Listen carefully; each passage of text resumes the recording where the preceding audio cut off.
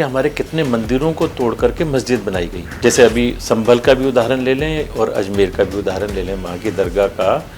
इनके अंदर की वो आवाज़ ना खड़ी हो जाए, हमारे प्रति विद्रोह करने के लिए तैयार ना हो, उनके अंदर वो डर पैदा कर दिया जाए, वो दबा दिया जाए, उस डर को बढ़ाने के लिए कार्य किया गया है। इसलिए अभी भी कुछ लोग गर्दनें काटते हैं। मोहन भागवत जी ने, जो आरएसएस प्रमुख हैं, उन्होंने कहा है कि 3 बच्चे जरूर होने चाहिए। हमारे जितने भी लोग हैं बहुत मधुर लोग हैं, अच्छे लोग हैं, इनसे किसी को खतरा नहीं, पर इनको जरूर खतरा है। इनकी सुरक्षा के लिए आवश्यक है कि इस समय संतान कम से कम 3 तो होनी ही चाहिए। पर जी वैसे भी जब हम जनसंख्या इम्बैलेंस की बात देखते हैं तो आप देखो, जो आज़ादी के समय हिंदू मुस्लिम का जो रेशो रहा होगा, आज वो कितनी बुरी तरह से बिगड़ चुका है। वो लोग जो है जिस तरह से योजनाबद्ध तरीके से कार्य कर रहे हैं, उसका परिणाम ये है कि भारत की नहीं अनेक देशों की जो स्थितियां हैं वो बिगड़ गई हैं, सामाजिक स्थितियां बिगड़ गई हैं। महाराष्ट्र जैसे हम देख रहे हैं कि धीरेन्द्र शास्त्री जी की ओर से एक यात्रा निकाली गई है। ये हिंदुओं को जोड़ने के लिए एक यात्रा निकाली गई है, हिंदू राष्ट्र के लिए वो मांग कर रहे हैं, जिसमें कई और संत भी हैं जो उनका साथ दे रहे हैं, उनके साथ इस यात्रा में शामिल हो रहे हैं। क्या ये प्रभावशाली होगा महाराष्ट्र? इस सनातन संस्कृति का बच्चा अगर खड़ा हुआ है देश जगाने के लिए, क्योंकि इस देश को सनातन संस्कृति ही सुरक्षित रख सकती है। ये हिंदू राष्ट्र है, गर्व से कहो हम हिंदू हैं, ये नारा तो चल रहा था। नमस्कार दोस्तों, हमारी महान भारतीय संस्कृति अपने आप में ज्ञान का विशाल समुद्र है, जिसमें गीता, रामायण, वेद, महाभारत सभी का ज्ञान छिपा हुआ है। लेकिन यदि हम उसको पढ़ना शुरू करेंगे तो शायद पूरा जीवन छोटा पड़ जाएगा। तो अब हल क्या है? हल है कि हम अच्छे संतों का, गुरुओं का सानिध्य प्राप्त करें, उनसे जीवन जीने की राह सीखें और उनका मार्गदर्शन प्राप्त करें।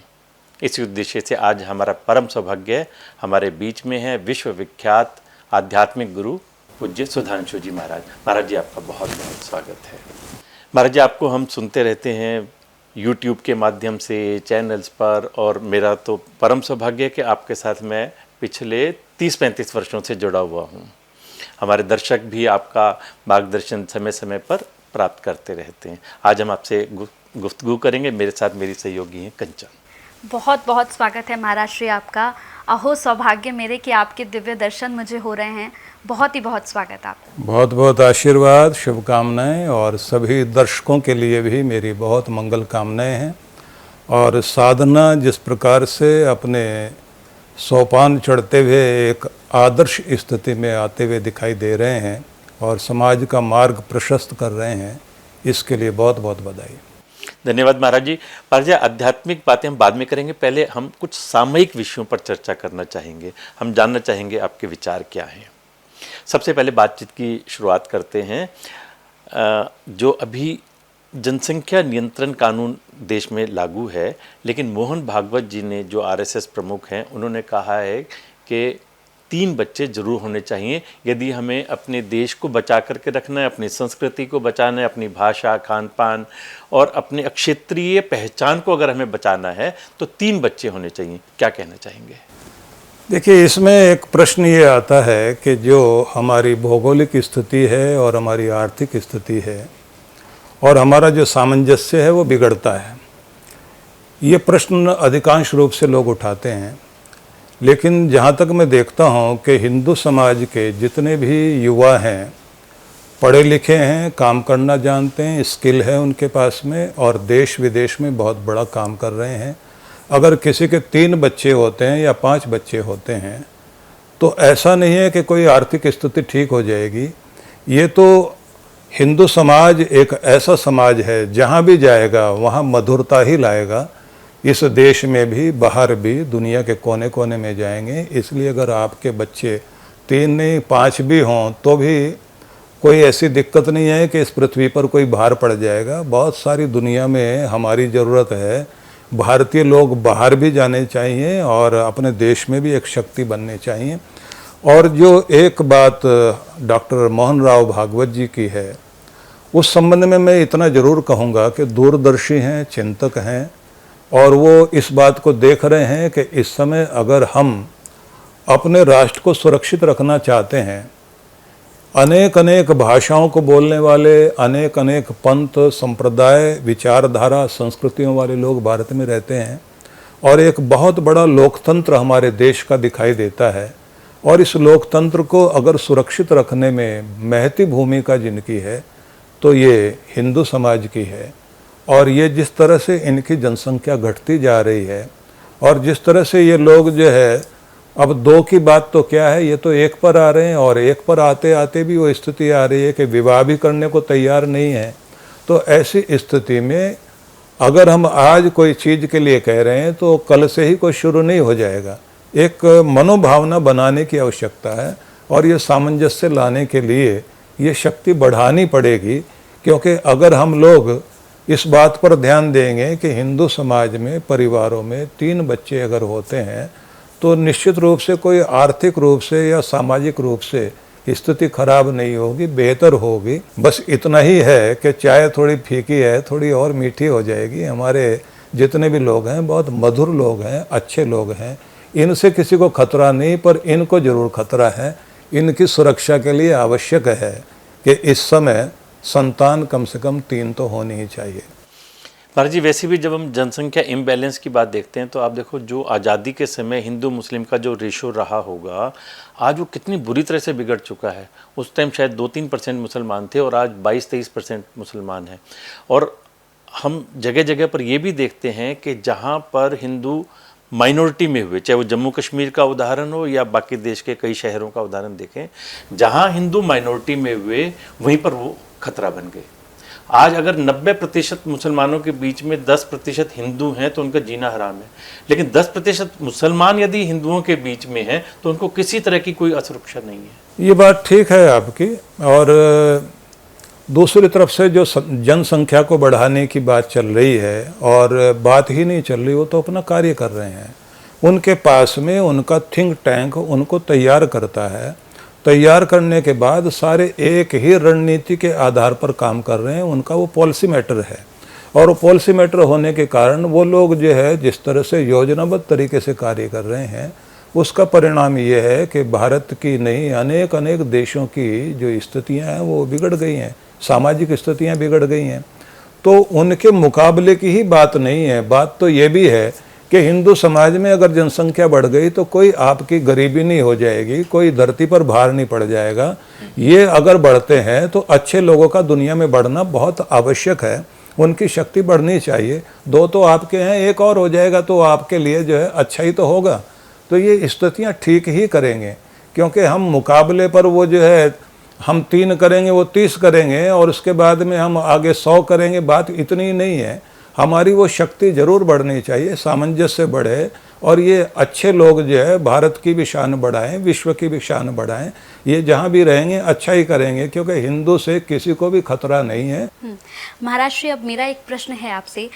जैसे अभी बात हो रही थी कि यहाँ पर हमारे भारत में जो मुसलमान लोग हैं वो खुलकर सांस ले पाते हैं, वो खुलकर रह पाते हैं, लेकिन उसके बाद भी महाराज श्री हम देखते हैं कि कई जो हमारे राजनीतिक लोग हैं, जो हमारे नेता हैं, वो कहते हैं कि यहाँ पर एक समुदाय, मुस्लिम समुदाय को जो है खुलकर रहने नहीं दिया जाता है, उनके साथ शोषण किया जा रहा है और उनको दबाया जा रहा है। फिर भी इस तरह की बातें हो रही हैं हमारे भारतवर्ष में। देखिए, इसमें एक ही बात सोचने की है कि एक वोट बैंक, सदा हुआ बैंक, एक शक्ति जो वोट बैंक की बन गई है, उसके गीत गाने ही पड़ेंगे। यहाँ नेता नहीं बोल रहा, नेता के पीछे वे लोग हैं जिनकी रणनीति काम कर रही है कि हम जो है अपनी शक्ति वोट बैंक के रूप में बना करके उसके बाद में शासन करने वाला कुर्सी पर कोई भी बैठेगा, रणनीतियाँ हमारी बनेगी, भावनाएं हमारी होंगी, काम हमारा होगा और हम जो चाहते हैं वो पूरा होना चाहिए। वो एक वोट बैंक है जो इनसे करा रहा है और ये लोग जो है उस तरह से उनके पीछे चल रहे हैं कि उनके द्वारा ये संचालित हो रहे हैं। इसलिए ये वो भाषा बोल रहे हैं। मतलब मुस्लिम समाज के लोग तो इतना नहीं बोल रहे हैं जितने हिंदू समाज का ही व्यक्ति उनका प्रतिनिधि बन करके इस तरह की भाषा बोलता है कि दुखद है कि अगर आज बांग्लादेश में हिंदू समाज इतनी पूरी तरह से प्रताड़ित है, वहाँ की महिलाओं का सम्मान छीना जा रहा, अस्तित्व की लड़ाई है, संतों को जेलों में डाल दिया गया, सब तरह से इतना बड़ा अत्याचार जो दुनिया में कहीं देखा नहीं गया वो हो रहा है। और यहाँ हिंदू समाज के प्रतिनिधि होने के बाद भी या फिर हिंदू नाम वाले राजनेता होने के बाद भी एक भी बयान उनके लिए देने को तैयार नहीं, इकट्ठे होकर खड़े होने को तैयार नहीं है। तो ऐसा लगता है कि हम लोग जिस देश में रह रहे हैं एक घबराहट होने लग गई है हिंदू समाज को भी।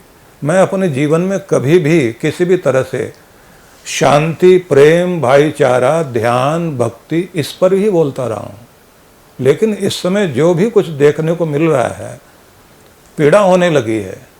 हम लोग भाईचारा को बनाने के लिए इतना इतना प्रयत्न करते रहे, अभी भी हम भाईचारा बनाना चाहते हैं और भाईचारा की तरफ चलना चाहते हैं, लेकिन इतना तो सोचना पड़ेगा कि अपना अस्तित्व तो बचाना पड़ेगा, अपनी अस्मत बचानी पड़ेगी, अपनी पगड़ी बचानी पड़ेगी, अपना देश बचाना पड़ेगा, मानवता को बचाना पड़ेगा।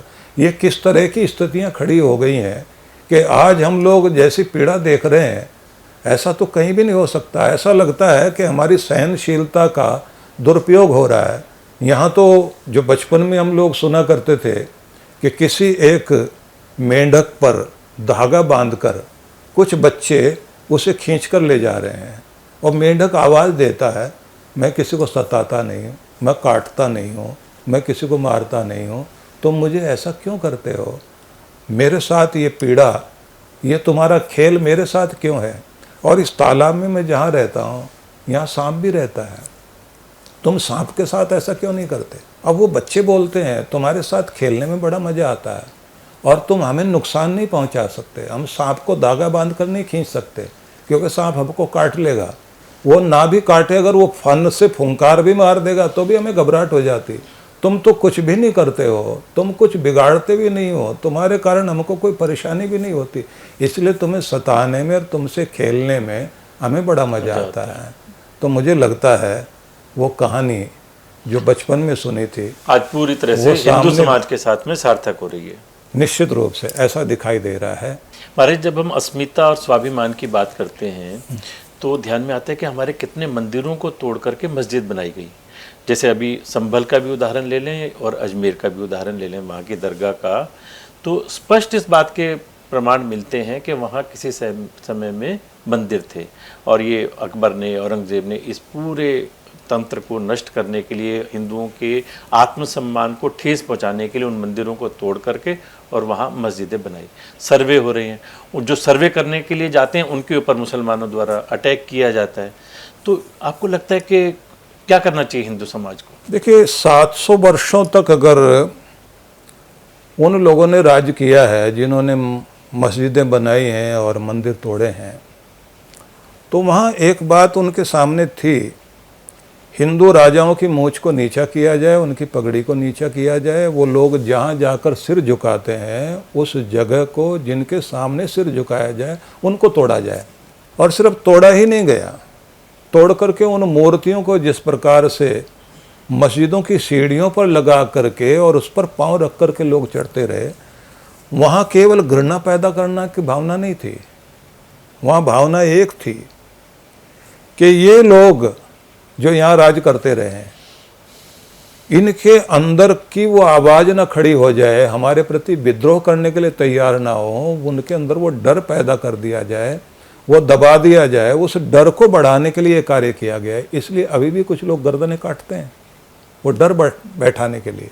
इसलिए बहुत लोगों की जबान सिली भी है, उनको लगता है कि वो गर्दन काटने वाले तुम्हारी तरफ ना आ जाएं।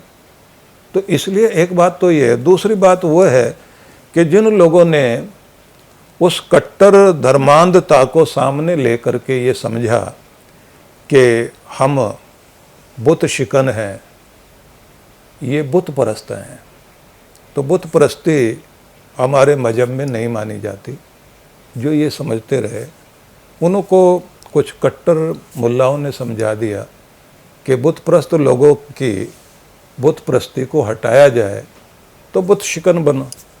तो उन लोगों ने कुछ उस तरह की चीज़ों को बहुत बढ़ावा दिया।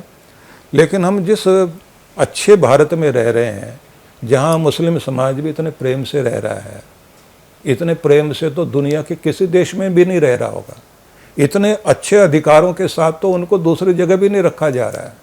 बांग्लादेश में देख लीजिए, अफगानिस्तान में देख लीजिए, पाकिस्तान में देख लीजिए, अन्य देशों में देख लीजिए, जितनी अच्छी स्थिति में मुस्लिम समाज यहाँ है उतना तो कहीं भी नहीं है। इतने सारी चीज़ें होने के बाद भी और क्या चाहते हो भाई? उसके बाद भी इंटॉलरेंट हैं हम। ऐसा लगता है कि कुछ कट्टर मुल्लाओं के द्वारा वो रणनीतियां तैयार की जा रही है कि यहाँ के इस अच्छे गुलिस्तान को ख़राब करने की चेष्टा हो रही है। और मैं ऐसा समझता हूँ कि मुस्लिम समाज में बहुत पढ़े लिखे लोग भी हैं, बहुत अच्छे लोग भी हैं, और बहुत बहुत सारी संख्या में ऐसे लोग हैं जो बहुत अच्छे लोग हैं। लेकिन कुछ कट्टर, वो भले ही 10-5% हों, उन लोगों ने इतना बड़ा डर पैदा कर दिया है कि उनके यहाँ से भी आवाज़ उठाने वाला कोई नहीं है। बल्कि जब ये दिखाई ददे रहा है कि उनके प्रतिनिधि बन करके राजनेता लोग, राजनीतिक पार्टियां उनकी आवाज़ उठाती हैं, तो वो लोग जो है, जो 70-80% मुस्लिम समाज के लोग, मैं तो कहूँगा 90% ऐसे लोग हैं जो यहाँ के भाईचारा के साथ में बहुत प्रेम से रहना चाहते हैं। उनके अंदर कोई ऐसी दिक्कत वाली बात नहीं है। लेकिन वो जो 10% हैं या 20% लोग हैं, उनकी संख्या बढ़ रही है। उनके कठोर रवैये के कारण वो स्थितियाँ खड़ी हो रही है कि एक अच्छा भला व्यक्ति बुरी चीज़ों को देखने के बाद भी विरोध का स्वर नहीं उठा रहा है। उस समाज से अगर कोई खड़ा हो जाए तो उसके बाद स्थितियां अच्छी हो सकती हैं। महाराज जी, ये कहना तो मुझे लगता है कि ठीक नहीं होगा कि केवल 10% मुसलमान ही एक्सट्रीमिस्ट हैं या फेनेटिक हैं। मुझे लगता है कि ऐसे मुसलमानों की संख्या बढ़ती जा रही है जो अपने अंदर पाकिस्तान को छिपाए हुए हैं, जो अपने अंदर इस्लाम को इस लिमिट तक लेकर गए हैं कि हमें हिंदुओं पर अत्याचार करना है। आप देखो, अगर कहीं कोई आतंकवादी कोई काम करता है तो वो मारने के बाद में आसपास के किसी घर में जाकर के छिपता है। इसका मतलब यह कि उसको आश्रय देने वाले बाकी लोग भी हैं। केवल 10% मुसलमान अगर फेनेटिक होते, उग्रवादी होते तो कंट्रोल में आ जाते। मुझे लगता है आज ऐसी संख्या बढ़ती जा रही है, और ये कहना भी अतिशयोक्ति नहीं होगा कि more than 50% of Muslim population misguided है। देखिए, भ्रम पैदा किया जा रहा है, ये बात ठीक है, लेकिन जहाँ तक मैं समझता हूँ, मैं पूरे देश में जाता हूँ, ऐसा नहीं है। कुछ डर दिखाने वाले लोगों ने, दबाव डालने वाले लोगों ने, भ्रम पैदा करने वाले लोगों ने अपना काम बहुत अच्छे से शुरू कर दिया है। उससे भी ज़्यादा दुखद स्थिति है कि जो मदरसे हैं, जो फाउंड्री है, वहाँ पर जो शिक्षा दी जा रही है, उग्रवाद की फैक्ट्रियाँ बनी हुई हैं वो, तो वहाँ की शिक्षाओं में जो कुछ ऐसी चीज़ें खड़ी कर दी गई, क्योंकि पत्थर फेंकने वालों में ज़्यादा उम्र के लोग कम हैं, कहीं छोटी उम्र वाले लोग ज़्यादा हैं। तो ऐसा दिखाई देता है कि वो फाउंड्री तैयार की जा रही है, उस फाउंड्री के माध्यम से वैसी चीज़ें खड़ी की जा रही हैं कि जिससे आने वाले समय में एक भयावह स्थिति दिखाई दे रही है। महाराज जी, रामनवमी का जुलूस निकलता है तो घरों के छतों से पथराव करते हैं, पेट्रोल बम फेंकते हैं और हमले करते हैं। अब वो जो घरों की छतों पर पत्थर इकट्ठे हो गए, पेट्रोल बम इकट्ठे हो गए, वो एक दिन में नहीं होते, कई दिनों की मेहनत के बाद में वो इकट्ठे होते हैं। अगर मान लो रेड़े भर भर के पत्थर के आ रहे हैं, पेट्रोल बम बन रहे हैं, पेट्रोल इकट्ठा हो रहा है, तो वो 2-4-5 लोगों का काम नहीं है, वो पूरा का पूरा समूह होता है जो ये सारा हमले की तैयारी करता है। ये बात तो है, पूरे देश में ये हो रहा है और योजनाबद्ध तरीके से हो रहा है। बरगलाने वाले लोग हैं, उनके पीछे कोई न कोई राजनीतिक पार्टी से जुड़े हुए लोग भी होते हैं जो उनको जो है लेकर आते हैं। उन्होंने अपना जो है ठेकेदारी बना रखी है, इतने लोग मेरे साथ हैं। फिर वो छतों पर खड़े होकर के जिस तरह से जो है एक बवाल पैदा करने की चेष्टा करते हैं, तो उसका परिणाम ये हो गया है कि एक जहर घोलने की चेष्टा हो रही है। महाराज श्री, जैसे अभी कुंभ शुरू होने वाला है, अखाड़ा परिषद की ओर से कहा गया है कि कुंभ में मुसलमानों का बैन होना चाहिए जाना, उन्हें नहीं जाना चाहिए वहाँ पर। इस पर आपका क्या कहना है? अभी कुछ दिन पहले मैंने कोई एक वीडियो देखा जिसमें एक महिला से कोई व्यक्ति पूछ रहे हैं कि भाई जो ये भोजन में या पानी में जो थूकते हैं या फूंक मारते हैं वो तुम भी करते हो, तुम कौन हो? तो उन्होंने कहा हम तो सुन्नी हैं। बोले फिर ये कौन करते हैं? तो उन्होंने जो है दूसरे उसका नाम लिया कि जो मुस्लिम पंथ में, मजहब में दूसरे लोग हैं, हाँ, वो लोग ऐसा कर रहे हैं, उनकी तरफ से ऐसा हो रहा है। तो ये ऐसा मैं समझ रहा हूँ कि कोई भी वर्ग है इनमें, क्योंकि मुस्लिम समाज में भी बहुत सारे लोग बोलते हैं 32 फ़िरके हैं, बहुत सारी जातियां हैं उनमें भी, लेकिन जो भी उनमें ऐसा कर रहा है उसके कारण एक बात जरूर हो गई है कि अब सीधे सीधे बोला जाना शुरू हो गया है कि कुंभ जो है जिसमें सबका स्थान था, अब वहाँ हिंदुओं का स्थान है, हिंदू पूजा के लिए है, हिंदू अपनी आस्था के लिए वहाँ जा रहे हैं, तो वहाँ दूसरे का क्या काम, दूसरे वहाँ क्या करेंगे। और अगर जाएंगे तो कहीं अगर उन्होंने ऐसी कोई हरकत कर दी तो पूरा सौहार्द बिगड़ने के साथ साथ देश के अंदर दंगे खड़े हो जाएंगे। इसलिए जाना ही नहीं चाहिए, और बल्कि गवर्नमेंट को कठोर होकर के बोलना चाहिए कि भाई हम लोग स्थान नहीं देंगे। उनके जाने का उद्देश्य यही है, वहाँ का माहौल खराब करना। अब जैसे गुजरात में नवरात्र के दिनों में दांडिया में मुसलमानों का प्रवेश बैन कर दिया, बहुत अच्छा रहा। जगह जगह यूपी में जितने रेस्टोरेंट्स होटल जो मेन रोड पर बने हुए हैं, वहाँ पर जो योगी सरकार ने कहा कि उनको नाम लिखना पड़ेगा अपने प्रोप्राइटर का, उसके पीछे उद्देश्य यही था कि हमें ऐसे लोगों से सावधान रहने की ज़रूरत है। और महाकुंभ जैसे स्थान पर तो करोड़ों लोगों ने आना है, वहाँ पर अगर ये लोग आकर के थोड़ी बहुत भी हरकतें करेंगे तो उसका बहुत बड़ा असर पड़ने वाला है। शायद कुछ लोग माहौल बिगाड़ना चाहते हैं और शरारत करना चाहते हैं, इसलिए कुछ इस तरह की चीज़ है। लेकिन पहले ऐसा होता था कि जो कारीगर लोग हैं, गरीब लोग हैं, वो लोग जा कर के वहाँ जो टेंट लगते थे, वहाँ जो कुछ चीज़ें बनती थी, उसमें कारपेंटर का काम करते थे, कोई दूसरी मजदूरी करते थे, उनका भी हक छीन लिया इन लोगों ने। जो कट्टरवादी और शरारत करने वाले तत्व हैं, इनका प्रभाव ये है कि राजनीतिक रोटियां सेकने वाले पार्टियों का तो लाभ हो जाएगा, लेकिन गरीब के ऊपर मार पड़ रही है। महाराज जी, अब मेरा एक और प्रश्न है आपसे। जैसे हम यहाँ पर बात कर रहे हैं हिंदू और मुस्लिम को लेकर, एक सवाल है मेरा। लव जिहाद के मामले महाराष्ट्र लगातार बढ़े हैं। हमने 2024 में देखे कि इतने सारे लव जिहाद के मामले थे। श्रद्धा वालकर का एक मामला, उसके बाद हमने देखे कि कई मामले सामने आए, लेकिन इसे रोकने के बजाय इस समुदाय में कई ऐसे नेता हैं जो इसलिए उकसा रहे हैं, इसके लिए उन्हें भड़का रहे हैं कि नहीं ऐसा करना चाहिए। खुल के तो कोई नहीं भड़का रहा है, लेकिन ये योजनाबद्ध तरीके से काम किया जा रहा है। और ये केवल अब सामने आया है ना, क्योंकि मीडिया में चीज़ें आने लगी है, और कुछ दूसरा ये है कि शासन प्रशासन बदला है, इसलिए चीज़ें सामने आ रही हैं। क्योंकि मैं तो ये देख रहा हूँ कि हम लोग जो मुझे 50 वर्ष हो गए स्टेज पर बैठते हुए, और मैं पूरे देश में जा रहा हूँ, तो जैसे मैंने बंगाल में बहुत पहले देखता था, मैंने भोपाल में समस्याएं देखी, जिस तरह से मैं दिल्ली में समस्याएं देखता था, दूसरे पूरे देश के कोने कोने में ये चीज़ें देखता था कि यहाँ से इतनी हिंदू लड़कियाँ चली गई हैं। ये आज की बात नहीं है, 15-20 वर्ष पहले ये चीज़ें थी। और चलते चलते आज जिस तरह से कुछ लोग जो है अच्छी मोटरसाइकिलें ले रखी हैं, उन्होंने कान में बाली पहन रखी है, जो सुदर्शन व्यक्तित्व वाले बच्चे, स्मार्ट बच्चे हैं, उनको आगे किया हुआ है। वो जो है लड़कियों को बहका करके ले करके जाते हैं। फिर इधर जो है फिल्मों के माध्यम से दिखाया जाता है कि जो है हमारे जितने भी लोग, क्योंकि मैं उस पर खुल करके नहीं कहना चाहता, पर संकेत में ये जरूर कहना चाहता हूँ कि फिल्मों के माध्यम से भी हिंदू समाज को टारगेट किया जा रहा है। महाराज जी, ऐसे बहुत सारे उदाहरण हैं कि हिंदू लड़की जब मुसलमान लड़के के घर जाती है, यहाँ तो वो देखती थी कि चींटी को भी आटा खिलाते हैं, नाग पंचमी पे सांप को भी दूध पिलाते हैं, और वहाँ पर जाकर के उसको बकरा काटने के लिए कहा जाता है। यहाँ पर वो देखती थी कि कितने आदर्श भाई बहन और रिश्तेदारी हैं, वहाँ जाकर के वो देखती है कि मेरा पति तो अपनी बुआ की और फूफा की और मामा की लड़की के साथ में भी प्रेम संबंध बना लेता है।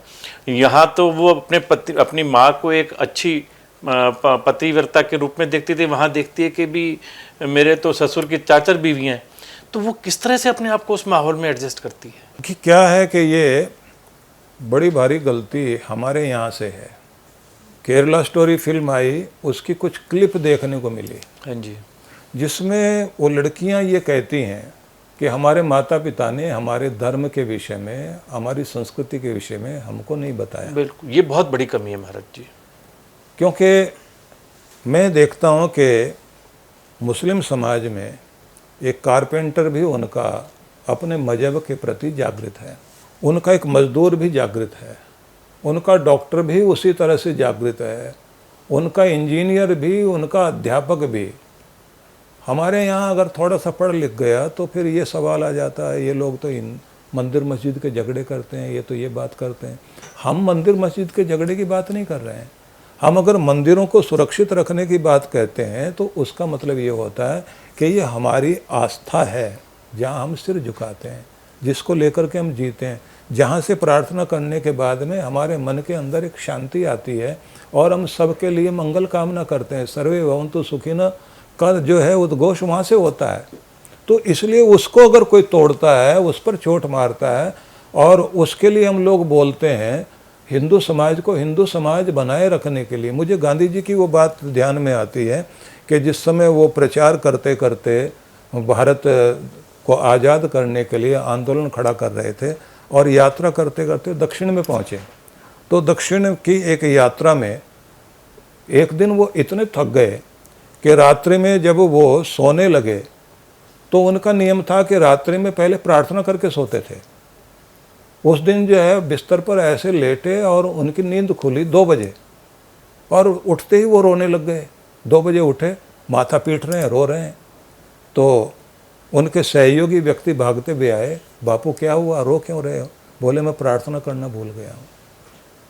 मेरी माँ ने मुझे सिखाया था कि प्रार्थना करना जाग करके भी, सो करके भी, सोने से पहले भी। तो आज मैं जो है वो संस्कार, वो परंपरा भूल गया हूँ, क्योंकि गांधी को प्रार्थना से शक्ति मिलती है। तो अगर देश के लोग और विश्व समाज के लोग जो गांधी को सम्मान देते हैं तो वो प्रार्थना करते थे। देखो, इस सरकार की ये तो बहुत बड़ी उपलब्धि रही है कि जो हमारे हिंदू तीर्थ स्थान है, चाहे वो केदारनाथ हो या वाराणसी है, अयोध्या है, उज्जैन है, इन सबको इतना सुंदर बना दिया है, बहुत सुविधाजनक बना दिया है। पर्यटन स्थल के रूप में हाँ जी, विकसित करने के साथ में आस्था का केंद्र इस तरह से उन्होंने, क्योंकि नरेंद्र भाई मोदी गुजराती हैं तो गुजराती लोग जो है व्यापार को भी बहुत अच्छे से समझते हैं, तो उन्होंने इस बात को भी ध्यान में रखा है कि जहाँ आस्था का केंद्र जो है वो पूजा के लिए तो हो, लेकिन उससे देश को आर्थिक समृद्धि भी प्राप्त हो। ये जो घूमने के लिए लोग इधर उधर जाते हैं और कुछ लोग जो विदेशों में चले जाते हैं, अब विदेश के लोग भी भारत में आ रहे हैं। आप सोच लीजिए कि जिस तरह से अयोध्या में इतने लोग आ रहे हैं, और जो अयोध्या में आते हैं उनकी चेष्टा होती है काशी में ज़रूर जाना है, बनारस में ज़रूर जाना है, वहाँ जा कर के जो है काशी विश्वनाथ के दर्शन प्राप्त करेंगे, तो वो आनंदित होते हैं। लोगों की इच्छाएं हो गई हैं कि केदारनाथ जाने की। अब जो है इधर नया कॉरिडोर, जैसे जो है भगवान का उज्जैन में महाकाल का इतना सुंदर बना दिया है, और पीछे शिवराज चौहान ने भी ओंकारेश्वर को सुंदर बनाने के लिए अपनी सरकार की तरफ से बहुत अच्छा कार्य किया वहाँ पर।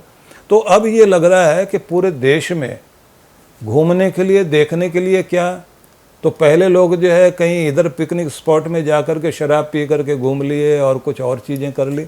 अब जो है धार्मिक आस्था के केंद्र में लोग आ रहे हैं, यहाँ की संस्कृति से परिचित हो रहे हैं। फिर वहाँ केवल मात्र इतना ही नहीं है, इतिहास बोध भी हो रहा है, क्योंकि इतिहास के बारे में, संगीत के विषय में, लोक नृत्य के विषय में, वहाँ की पुस्तकों के विषय में, वहाँ की हस्त जो हमारे जितने भी शिल्प है उसके विषय में लोगों को जानकारी होती है। विदेशी लोग आते हैं, भारतीय लोग भी आते हैं, और फिर यहाँ के जो कुम्हार हैं वो अपने मिट्टी के बर्तन बना रहे हैं, उस कुल्हड़ के अंदर जो है डाल करके दूध पी रहे हैं लोग, छाछ पी रहे हैं। और अब तो चाय पीने का भी ऐसा नियम चल गया है कि वो कुल्हड़ में जो चाय पी जाती है उसका स्वाद अलग ही होता है। तो एक अलग तरह की चीज़ खड़ी कर दी। तो इसलिए नरेंद्र भाई मोदी ने एक कार्य तो बहुत बड़ा किया है कि आस्था के केंद्र को केवल मात्र आस्था का केंद्र ही नहीं रहने दिया, उसको एक नया रूप दिया।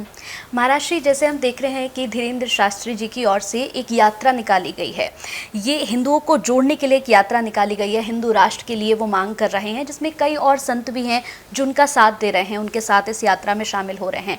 क्या ये प्रभावशाली होगा महाराज श्री?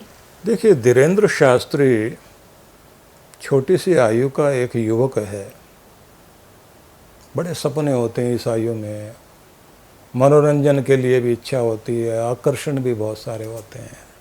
इतना बड़ा खतरा लेकर के एक बच्चा, इस भारत माँ का बेटा, इस सनातन संस्कृति का बच्चा अगर खड़ा हुआ है देश जगाने के लिए, क्योंकि इस देश को सनातन संस्कृति ही सुरक्षित रख सकती है, तो ये भारत जगाओ, भारत की संस्कृति को जगाओ, हिंदुत्व को जगाओ, ये अभियान है। उस अभियान में ये है कि ये राष्ट्र जो है ये हिंदू राष्ट्र है। गर्व से कहो हम हिंदू हैं, ये नारा तो चल रहा था। लेकिन महाराज जी, ये अब जब कि मोदी सरकार यहाँ केंद्र में है और पूरा हिंदुओं के लिए एक पॉजिटिव एटमॉस्फेयर पूरे देश में बना हुआ है, अभी क्यों ये सब चीज़ें हो रही हैं? 2014 से पहले क्यों नहीं किसी ने ये सब इस तरह की यात्राएं शुरू की, जब देश में थोड़ा सा विपरीत वातावरण था? आप तो, मैं जानता हूँ, 1992 से हिंदुत्व की बात करते आ रहे हैं और प्रवचन के माध्यम से हिंदुओं को जगाने का काम कर रहे हैं, लेकिन 2014 के बाद से अचानक से हिंदू हिंदू करने वाले बहुत सारे पैदा हो गए।